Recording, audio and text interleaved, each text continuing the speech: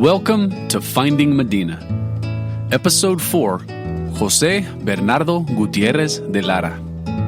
I'm Brandon Seal. Just before Father Miguel Hidalgo was captured in March of 1811, a man of modest means from the Rio Grande Valley named José Bernardo Gutiérrez de Lara came to him, offering, quote, "my services, my hacienda, and my life," end quote, for the cause of Mexican independence. Father Hidalgo had heard of the 36-year-old Gutiérrez de Lara's work as a propagandist of revolution back in his home state of Tamaulipas, and so trusted the hardy frontiersman immediately, appointing him his emissary to the United States. Gutiérrez de Lara departed within days, narrowly escaping the fate that befell Hidalgo. Gutiérrez de Lara was descended from one of the founding families of Tamaulipas. His father had served prominently as a city councilman in his hometown of Revilla, a town later known as Guerrero. One of his brothers was a priest, suggesting that the family had the means to educate their children to some degree, though Gutiérrez de Lara would insist throughout his life that his learning came from the, quote, school of practical experience, end quote, la escuela de la experiencia práctica. Indeed, there is an old but hard-to-confirm tradition that Gutiérrez de Lara earned at least part of his living as a blacksmith. Either way, Gutiérrez de Lara had taken up Hidalgo's grito early on and become one of the most vocal proponents of Mexican independence in his state. After receiving news of Father Hidalgo's capture soon after he had left his company, Gutiérrez de Lara traveled to San Antonio. There, he made contact with the reliably Republican Arrocha and Menchaca families. Gutiérrez de Lara tasked them with recruiting a new revolutionary army, while he continued on to the United States in search of resources and more volunteers. Gutiérrez de Lara continued across the Sabine River, stopping only long enough to begin recruitment efforts among the Native American tribes he encountered along the way, including perhaps the Tonkawas, Caddos, and others. Once in Louisiana, Gutiérrez de Lara quickly converted to his cause the young, idealistic relatives of some quite powerful American politicians there, including James Biddle Wilkinson, son of one of the first American governors of Louisiana, and James Gaines, the double first cousin of a later commanding general of the Louisiana Territory. The younger Gaines may have even joined Gutiérrez de Lara for part of his journey back to the United States. Despite having lost his written commission from Father Hidalgo, and despite Father Hidalgo's movement having been ostensibly crushed, when Gutiérrez de Lara arrived in Washington, D.C., he secured meetings with Secretary of State James Monroe and President James Madison, making him, in historian Julia Garrett's words, quote, the first ambassador from the Mexican people to the United States, end quote. Such was the power of Gutiérrez de Lara's charisma and his messaging that he won from the American diplomatic corps their admiration and sincere support, though disappointingly, he won very little in terms of actual resources from them. Recall that this is late 1811, and Americans were about to thrust themselves into a war with their old colonial masters. So Gutiérrez de Lara continued on to Philadelphia. There, he met and recruited a like-minded Cuban-born Spaniard named José Álvarez de Toledo, who impressed him as a man of, quote, great talents, end quote. Toledo, however, preferred the world of newspaper editorials and political intrigue to frontline combat. And so when Gutiérrez de Lara returned to Texas the next spring, he left Toledo behind to continue lobbying the American government for support. By April of 1812, Bernardo Gutiérrez de Lara was back on the Louisiana-Texas border, where his efforts from the previous year were showing much greater success than his visit to Washington, D.C. had. José Félix Menchaca had assembled maybe 150 Tejano volunteers, and Wilkinson and Gaines had cobbled together 150 or so more American volunteers under a 24-year-old former U.S. Army Lieutenant, Augustus McGee. Gutiérrez de Lara's outreach efforts to Native American tribes had paid dividends as well, as a few dozen East Texas Indians lined up in his ranks, which could, now, with a little imagination perhaps, be called an army. On August 8th, 1812, José Félix Menchaca guided Bernardo Gutiérrez de Lara's army, the self-styled Republican Army of the North, across the Sabine River and into Texas. Sadly, José Félix Menchaca quickly fell into Royalist hands and would spend the rest of his life in a Chihuahua jail cell. The Republican Army of the North, however, marched on and grew stronger each day.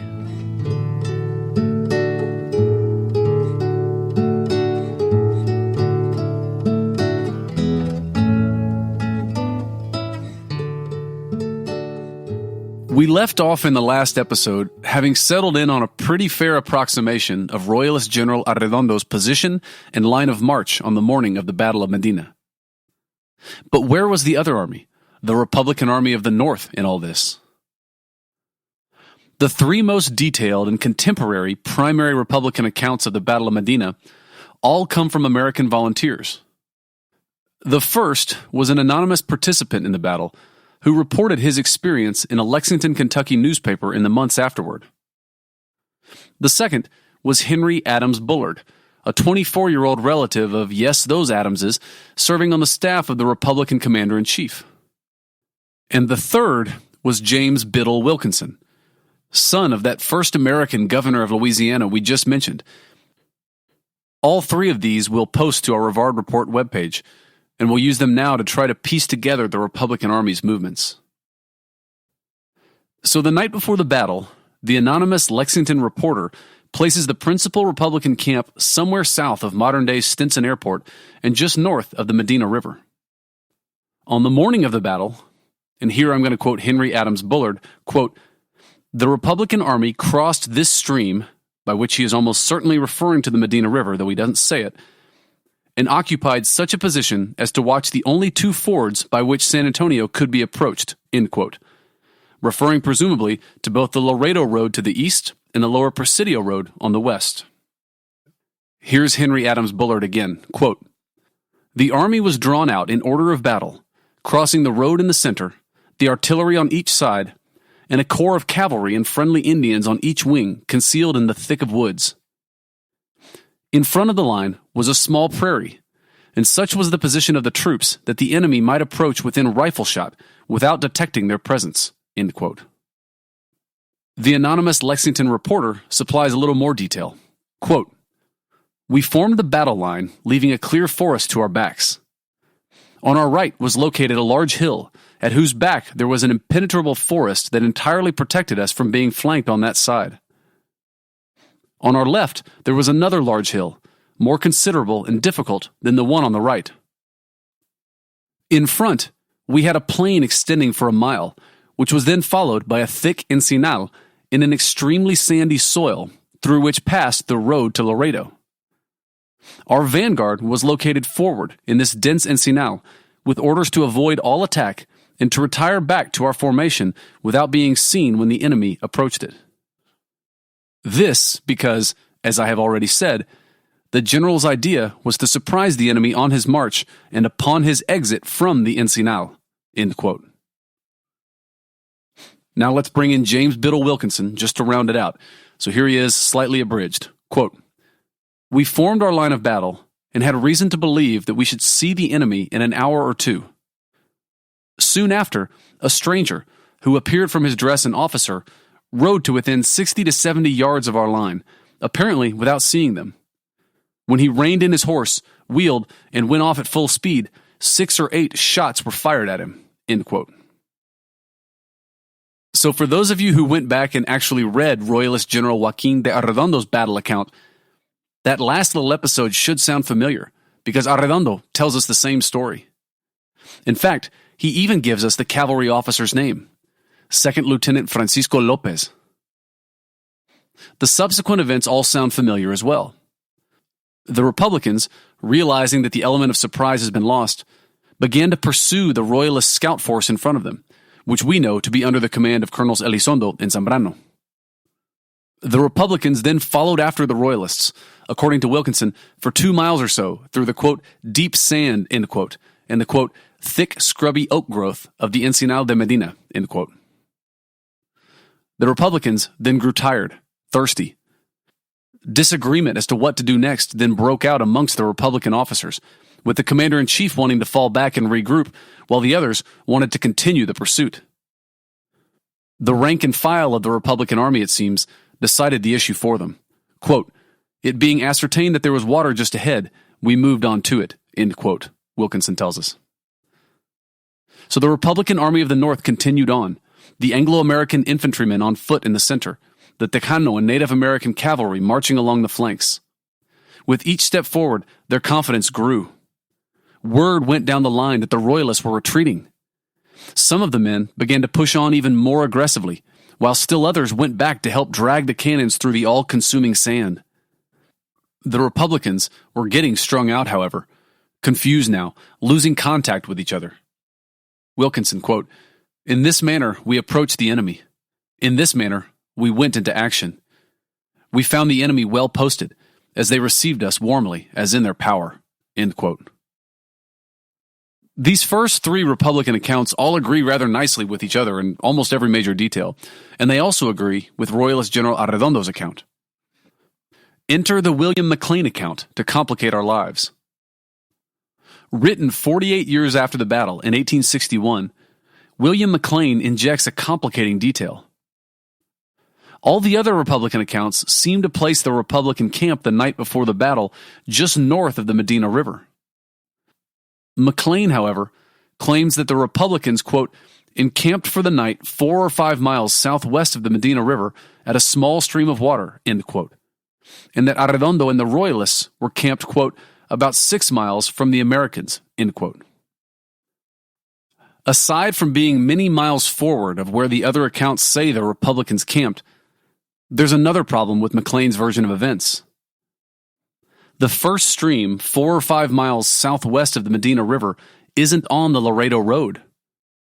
It's actually squarely on the lower Presidio Road. So why would the Republican Army set up an ambush on a different road than the road that they knew the Royalists were on? Check out the map that we've posted to the Rivard Report to see the problem with this interpretation. But maybe instead of dwelling on inconsistencies in mileages and distances from battle accounts written down a half-century after the fact, we should focus on what the different primary accounts have in common. Because William McLean actually describes the topography of the ambush site in very similar terms to the other accounts we've just reviewed. Quote, "with a post oak grove in rear and an opening in front," end quote. And he seems to agree with all the accounts, including Arredondo's, that the Republicans' position was, quote, "most admirable," end quote, for their ambush. If we could positively identify the Republican ambush site from topographical details alone, the other inconsistencies between the accounts wouldn't really matter, and we could confirm the Republican Army's location on the morning of the battle. And that's the goal here.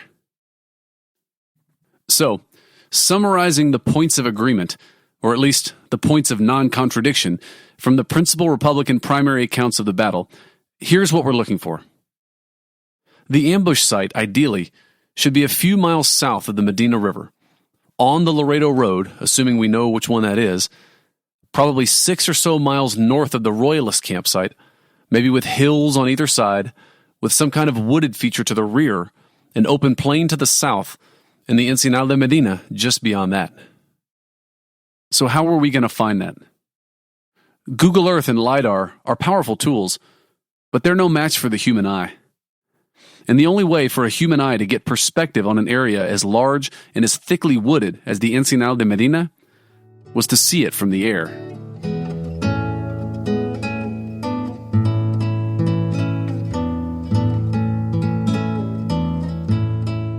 In the summer of 1812, Texas Royalist Governor Manuel Salcedo knew that trouble was brewing across the Sabine River. Louisiana was a hub of political intrigue in these years, with agents from all over the Americas and Europe scheming and spying on one another to effect revolutions and revisions to the world's maps. And rumors of Gutiérrez de Lara's efforts in Louisiana had become too loud to ignore. Governor Salcedo decided that he had to do something. So he sent a few dozen Spanish regulars under the command of the Reverend Lieutenant Colonel Juan Manuel Zambrano, the Royalist hero of the counter-revolution against the Casas Revolt in Episode 2, and he called out the local militia in Nacogdoches to keep an eye on the Texas-Louisiana border. An attempted incursion by 300 Americans in October the year prior had been repulsed with only the slightest show of force. So Salcedo might have hoped that Zambrano's mere presence alone would be enough to deter the Republicans. But Gutiérrez de Lara wasn't leading a run-of-the-mill cattle rustling expedition.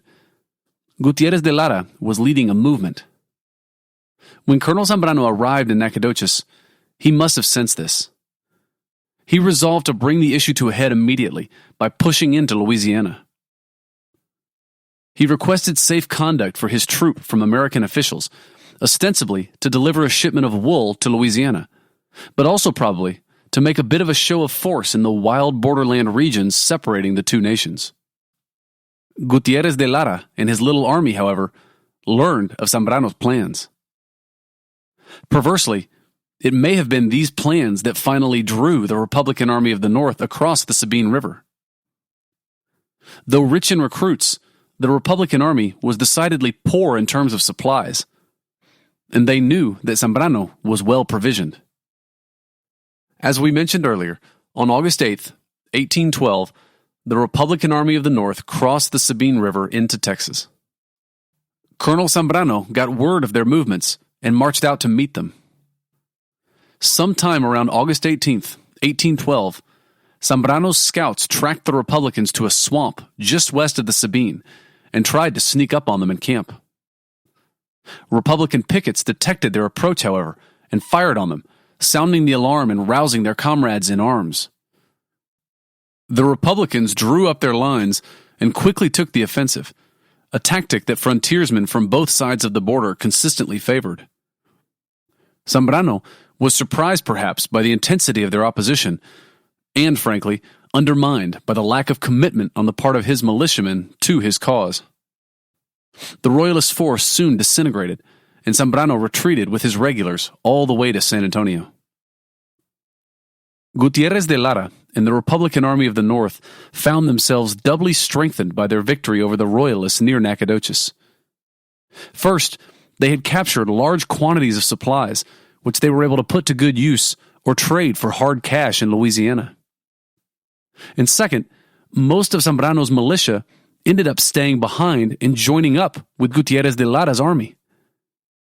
East Texas now came out in full support of the Republicans and filled their ranks, which soon swelled to 600 men.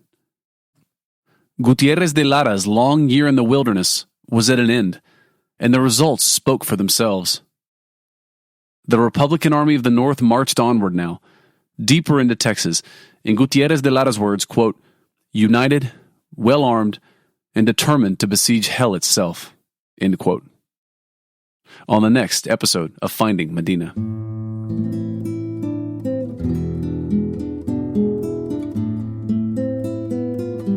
Thank you for listening.